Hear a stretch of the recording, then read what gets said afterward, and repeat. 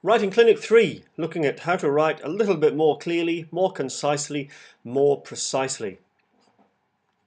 Here are the conventions of good, concise writing. Purposeful build-up of paragraphs in a logical sequence, clearly focused, each sentence has got relevance and function, and the sentences develop in a logical sequence. Sometimes looking at your draft work, here are some symptoms of that. The paragraphs are not connected. The ideas are fairly loosely joined together. The third point is very common for draft wit essays, and that is that the sentences are just too long, and you can save a lot of words if you condense your writing quite a bit. So how can you do that? Well, the first thing, really check that each paragraph is relevant. Ask yourself, well, so what? How does this link to the point of my whole essay? Within each paragraph, point 2, check that each sentence is highly relevant. Really have brief sort of secondary sentences to support your main idea, and make sure your main idea is clear. The third one is very hard to do, and it's really only by practice with editing. Sometimes editing with a partner can be really useful at helping you find the baggy bits in your writing. We talked of The Cure, of course, and we talked of the Smiths. And today's focus was Duran Duran. They're a glamorous band from the mid-1980s. Anyway, let's look through some of these examples in class. These examples in black come from your work. And so you might look at, well, that's a very long sentence.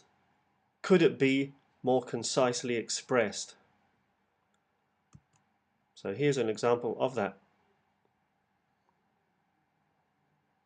And you see that in this example, the blue writing there is using 17 words, whereas the original version had 51 words. So you can save quite a bit of words and write more. Second example. There are just too many abstract nouns in this sentence in black. Far more concise to say this. It's much more to the point and is half as long. Third version, third example.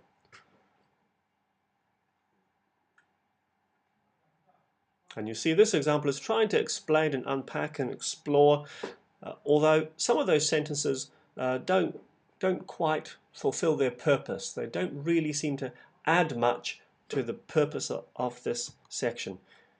Here's an alternative version. And this example here uses about a third the number of words. And you can read the example here and the one on the previous slide. It's up the top of the screen. And just check, what does the top sentence do that the bottom one in blue doesn't? And you'll find there's probably not an awful lot, but it's 60% shorter. So, in Monster's version, you see that the ratio here is 23:19. So now go and heal yourself. Improve your clarity, precision and concision of your writing by using these red starred bullet points. Good luck.